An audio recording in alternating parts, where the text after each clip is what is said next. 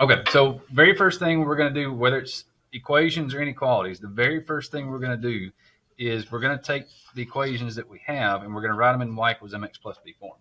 So for the first problem that we had there, that was x minus 2y equals 4. And then the second one, I'm going to change colors for it just so we can see a little bit better. Second was 3x plus y equals 5.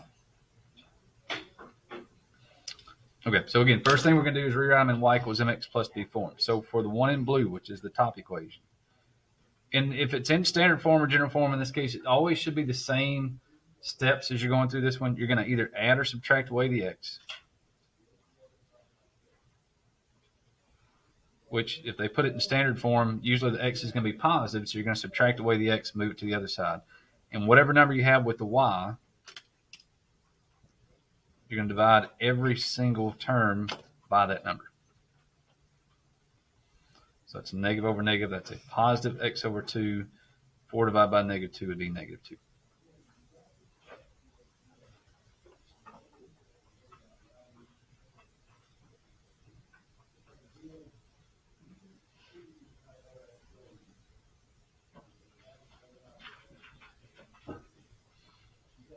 Okay, that way we've got the slope of 1/2, and our y-intercept would be at negative 2. And we can't see it because it's off the edge of the paper. There we go. All right, and we'll come back and graph that in a second, but we're going to go ahead and get the second line also. And then same thing with the second line. Now, for the second line, it's going to go a lot faster because it's already got a y that's here. So for this one, when you subtract 3x from both sides on the red line, for that one, that's all you have to do.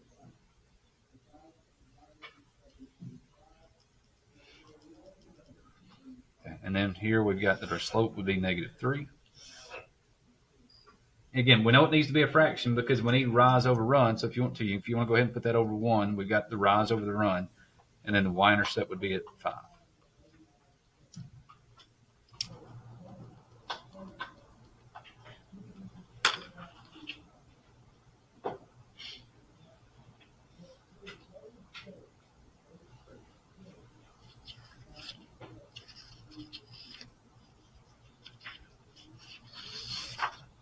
Okay, so graphing those two lines, will show up here.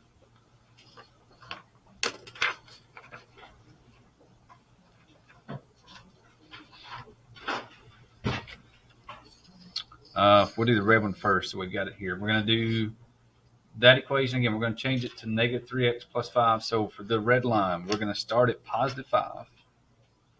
2, 3, 4, 5. And the slope is down 3, 1, 2, 3 over 1. Okay. The good thing about Math Excel, when you're doing these in Math Excel, as soon as you drop these 2 points, it should go ahead and draw the line. If we're doing this one by hand, you probably want to go ahead and do it one more time. So from here, we're going down 1, 2, 3 over 1 to get that point here. And if that's still not good enough, you can always do it one more time. 1, 2, 3, and over 1.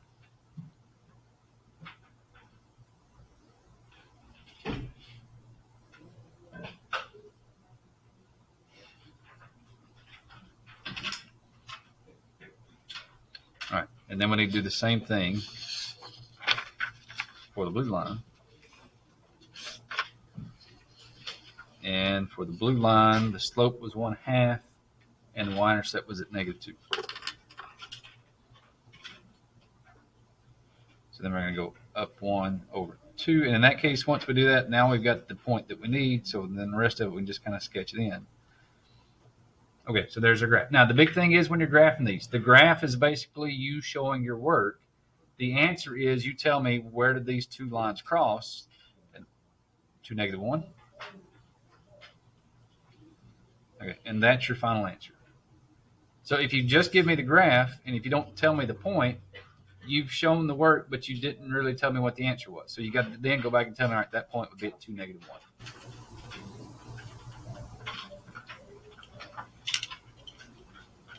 Okay, so that's why we went back 2 weeks ago and we worked on slope and graphing and just making sure we had that because we were kind of building up to the systems part that we're looking at for now. So it's not really, that part of it's nothing new. It's just now we've got two lines you got to graph, and you're going to tell me where those two lines are going to cross.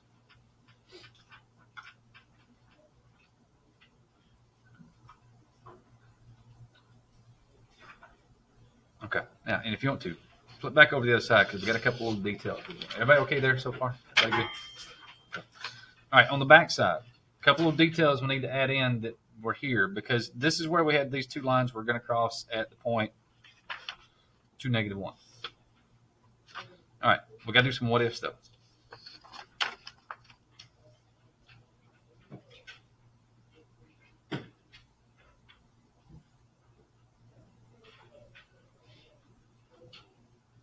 So what if we graph these and the lines are parallel and they don't touch? No solution, right? So if the lines are parallel and they don't touch, then that's no solution. Because no matter which point you plug in, it doesn't matter. They're never going to give you the same number because that could possibly happen when you're going through these. Okay. The other option is, besides them being parallel, what if you go back and graph it and it's the exact same line on top of itself?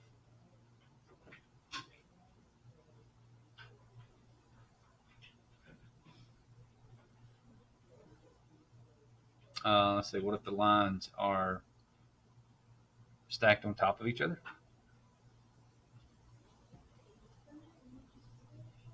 Mm-hmm.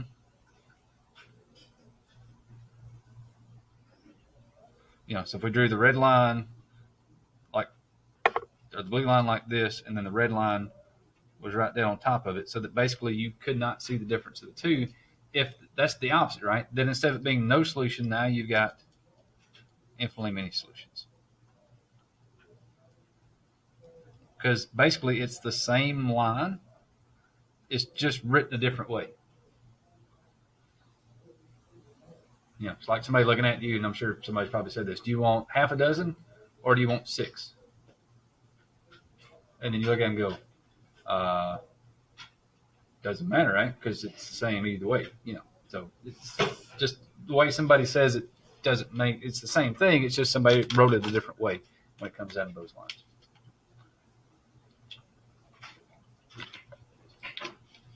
Okay, so that's the part we're graphing. Now, if we were solving it, let's kind of flash back to yesterday. Because this is the only difference between doing this with a graph and doing this with solving is that one of them we used algebra, to go back and solve it. This one we're just graphing lines. But if we go back to when we were solving it yesterday, and this was one of those bonus questions that was on the test there, what happens if we were using either elimination or substitution? It doesn't matter because sometimes it may pop up in the same case there.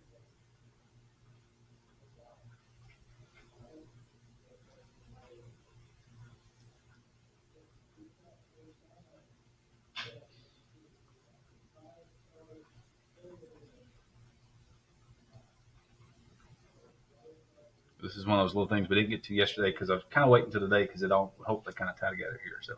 So what happens if we were using elimination and substitution and we had, let's say we plugged some stuff in or we were solving, and let's say we had like 5 plus 4x equals 4x plus 5.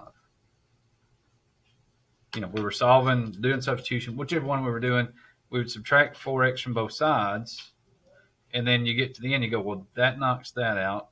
That knocks that out. And what I saw some people did was on the test, on one of the bonus questions, it was they went back and they put an x here and they left the x. But I'm like, well, but that's 0 times x, right?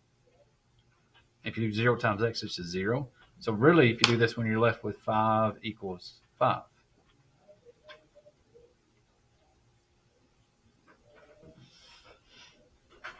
Okay. So then you're like, okay, what happens? Because x's are gone, and all we're left with was 5 equals 5. Does 5 equals 5? All the time, right? And if that's all the time, that's an infinite amount of time that it's good for. So if you're solving equations, you get down to the end, you get 5 equals 5. That's the same thing as saying that you've got infinitely many solutions, which means these were the same two equations, just written a different way to kind of get there. And again, we're assuming we had a bunch of stuff on work to kind of get down to here. So if you get this one, that's where it's the same thing as you get infinitely many solutions.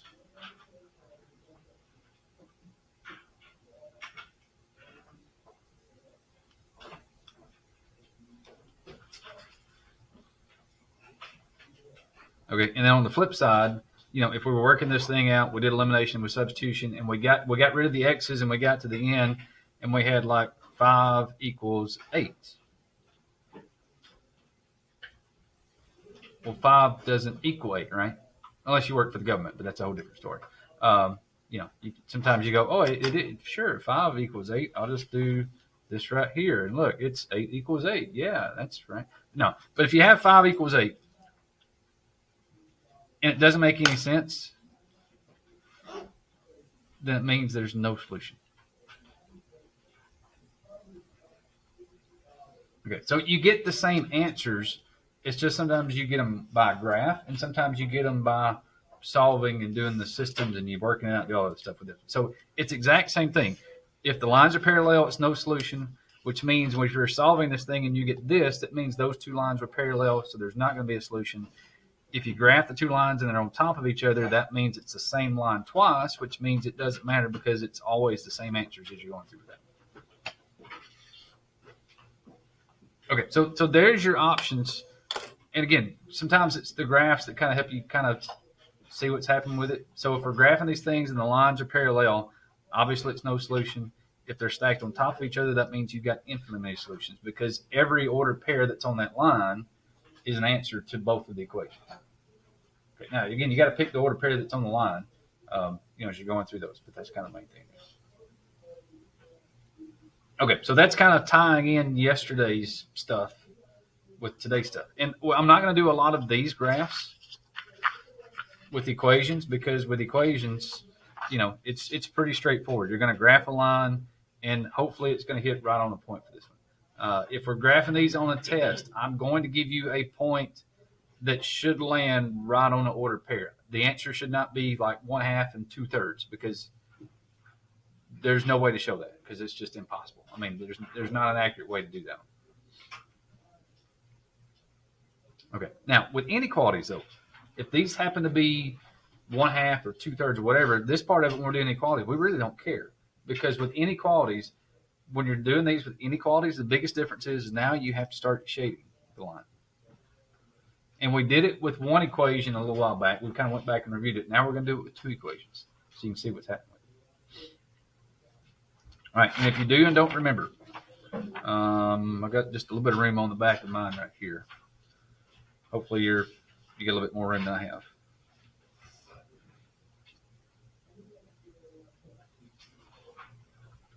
But for inequalities, when we're doing this, the main thing you got to know is if you have y less than or y greater than, that was a dashed line.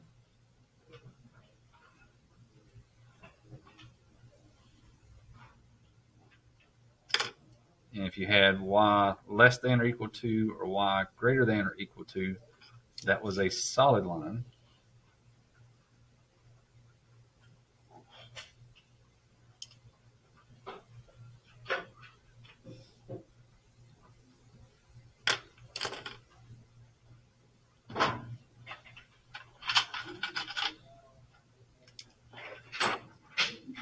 If you had y greater than or y greater than or equal to, that's where you were going to shade up.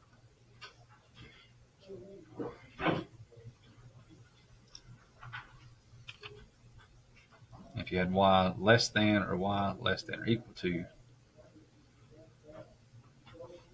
that's when you're going to shade down.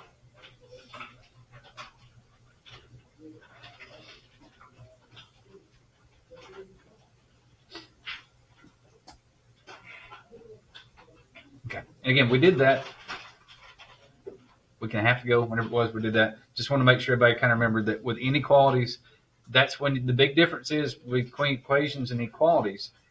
Equations, you're not going to shade. Inequalities, you have to shade the lines. And that's the big difference too. The graph, the y equals mx plus b, your y-intercept and your slope, all that's the same. It's just now with inequalities, when you get finished, you have to shade the 2 different lines you're going to do. Okay. Okay, so for number, well, it's not even a number on this. Like I said, really, this would be number 2. Because again, we could do equations all day long. They should all be pretty straightforward because it's just slope, y equals mx plus b, y equals mx plus b. You graph them, and then you're good to go. All right, well, number 2, we're going to do this one kind of like we did earlier. I'm going to do the top line in blue, and then the bottom line in red. That way they'll hopefully kind of stand out a little bit better.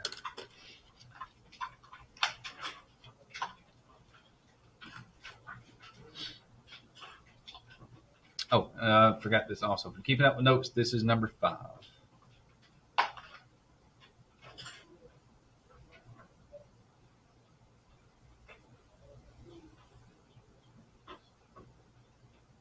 this was graphing systems.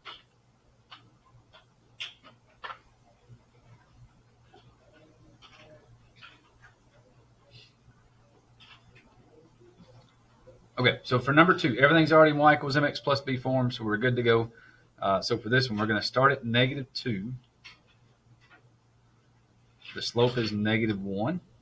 So we're going to go down 1 over 1, down 1 over 1. And this is one that, again, on Math Excel, the good thing is when you're doing this on Math Excel, as soon as you put 2 points, it'll draw the line for you. The big thing on this one is it's a solid line. I'm going to go ahead and get a few points here to make sure we're straight.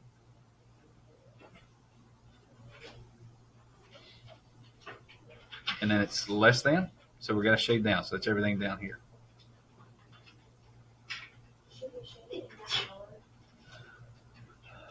Yes, I think so. And this is one of those that if you're, and again, even though Math Excel, you almost have to kind of sketch it by hand first to see what your answer is going to be, because,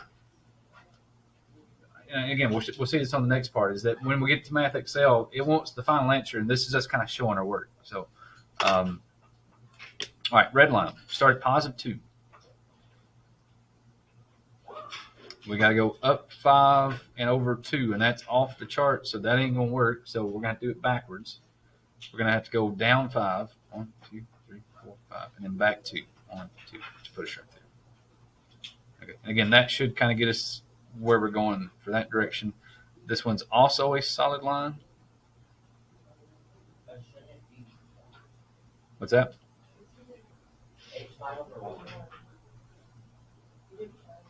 Oh, I did 5 over 2. I'm sorry. 5 over 1. Okay, 5, 1 over 2. Right there. Thank you. My bad.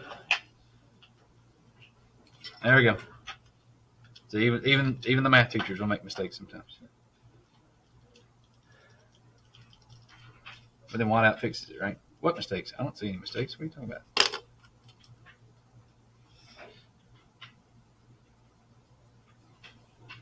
There we go.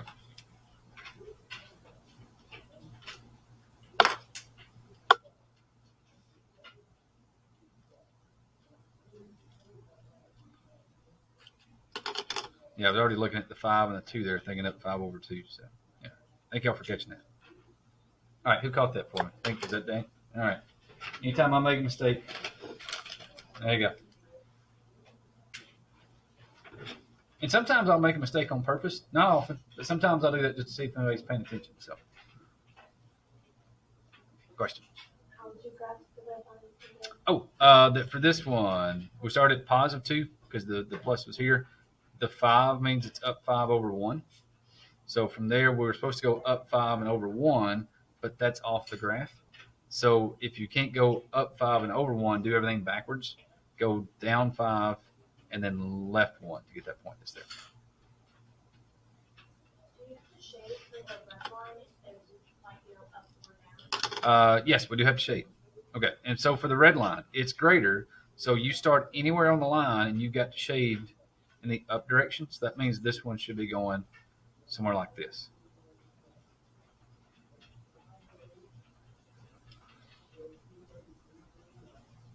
Okay, now, and if we were doing this one by hand, paper, pencil, I would say, all right, that's what you're going to do. And you're going to take a highlighter. I have a big box of highlighters up here. And then you would shade in where the 2 colors overlap. So then you could show me that that's your answer.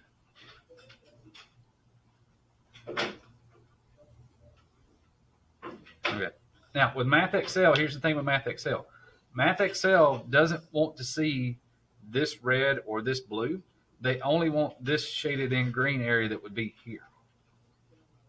And that's why sometimes it's, if you just try to do it on Math Excel, you know, graphing the lines is no problem. People will graph the lines and they're good. It's just the shading part, they'll get there and they'll be like, I don't know which part I need to shade. Because you remember, in that case, you're going to have like a paint bucket.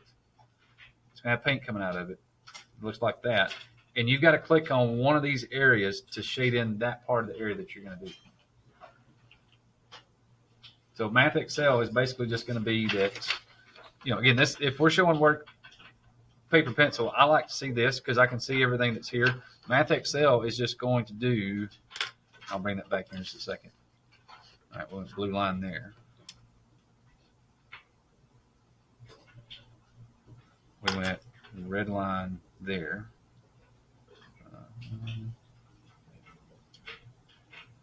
And then Math Excel is just going to go, you know what?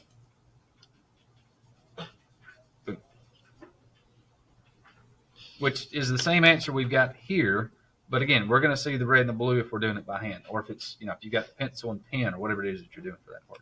So this is, if we're going to do it by hand, this is what I want to see. If it's on Math Excel, you're just going to have that. And that way it's a little bit cleaner because then you can see if the lines are solid or dashed, and it does make things a little bit easier when it comes off that part. Okay.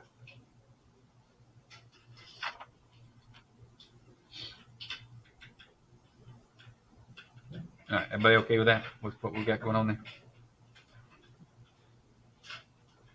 Okay. And again, it's just taking the different things we've done, because we did one line a couple of weeks ago where we just drew the line and shaded it. Now we're just taking two lines and drawing and shading. But again, now it's the overlap of the two graphs that we've got this year. All right, so let's get number 3. Let's see what we can do here. Again, we'll do the same thing. We'll do reds and blues just to seem like it's easier that way. All right, so top line, we'll do it in red. All right, let's make sure I can do it correctly this time, not mess up. We're starting at +2, which is there. All right, slope is 1/2, so we're going up 1 over 2. It is a solid line. 1 over 2. All right, so it should be something kind of like that.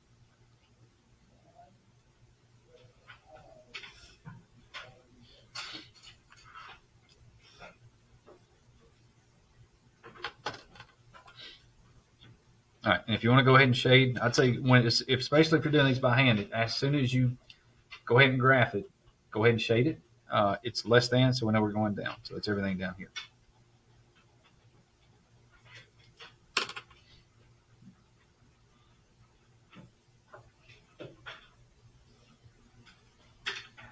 All right, bottom line.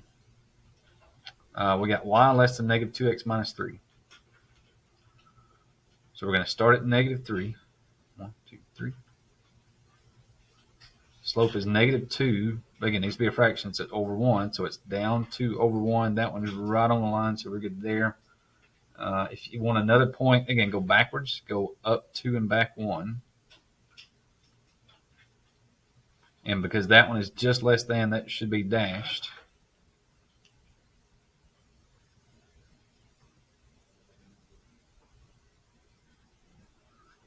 And because it's less than, we're going to start on that line. We're going to shade everything in the down direction. So that's going this way.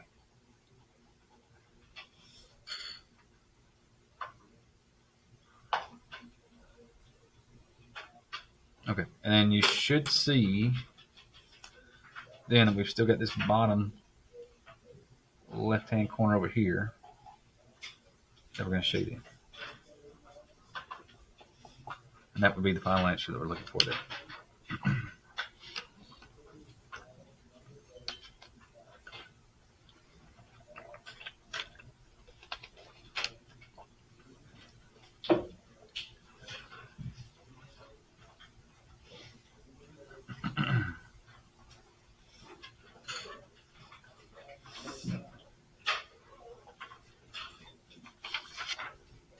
Okay, and then one last one we've got here. I think we may change that one just a tiny little bit.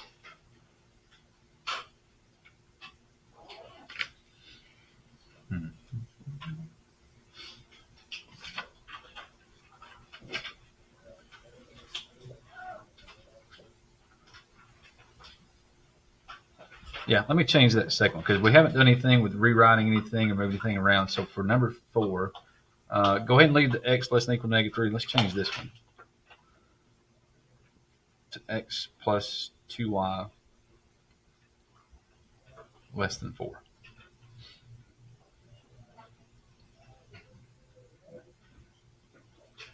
Okay, so we're going to change it to that for the system.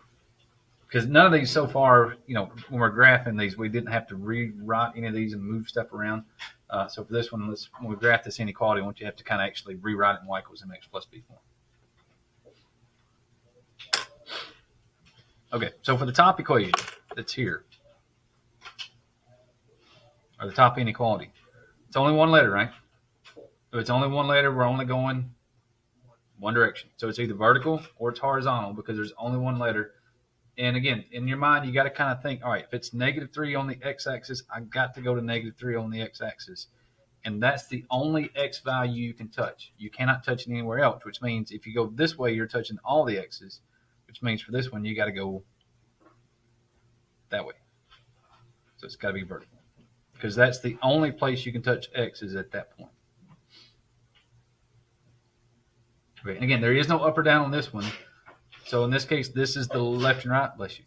So this one tells you which way to go because the arrow is pointed to the left. You've got to shade everything to the left. That's everything over on this side.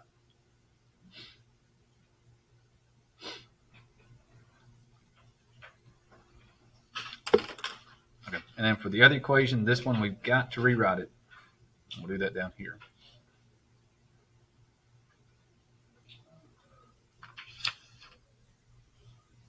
All right, so when we take the x plus 2y less than equal to 4, we're going to subtract x.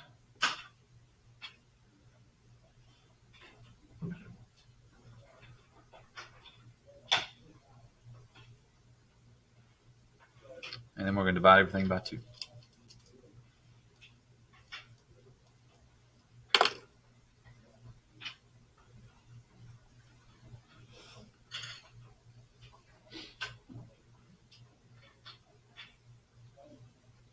All right, so our y-intercept's at 2. Our slope is -1/2. And again, the way it's written here, we know it's going to be a dashed line. And we're going to shade down.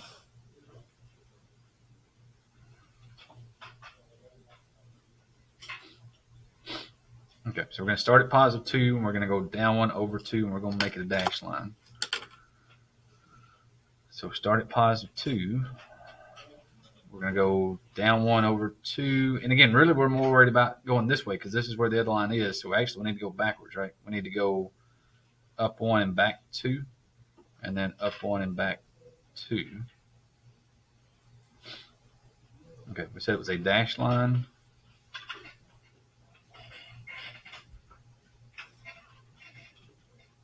And we're going to shade on the downside. So that's this way.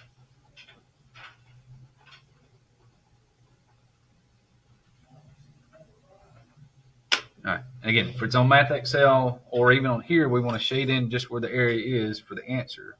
So that would be this chunk that's from here over to there.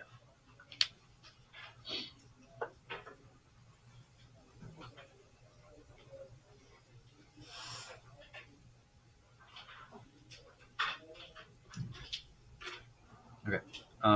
And as far as now, you still could possibly have, because in this case with inequalities, remember it's a little bit different because if we're talking about inequalities, this goes on forever this way, this goes on forever this way. So remember, this shaded area goes forever. So there's already by definition infinitely many points because you can just extend this thing out forever. So you won't ever have that part when it comes to graphs. But there could possibly be a no solution for inequalities because what if, and we're just going to do a what if here. Let's do it down here in the corner. If my pen won't die. There it is.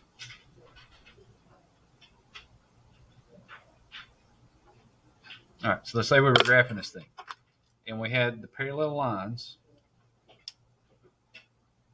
that were like this, And instead of the overlap being in the middle, what if we shaded this line and it was this way? And we shaded this line and it was this way.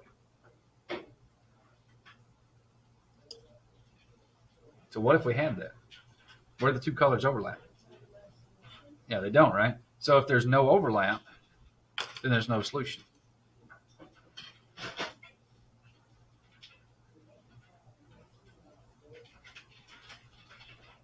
Okay, so you can still get a trick question with inequalities, but the infinitely many solutions is not an option because every graph that's got an overlap has got an infinite amount of solutions. It's here anyway, because you can tell me an infinite number of points that's inside that thing. So, you may get a trick question. The only trick question you can get with graphs is that in this case, there may not be an overlap, so there may not be any solution when it comes to that part of it.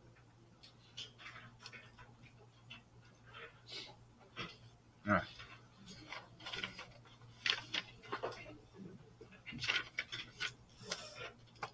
All right. I think that pretty much gets like every option, every possibility of some stuff that may happen. So any questions on any of that? Everybody good graphing? Everybody good with all the options we got?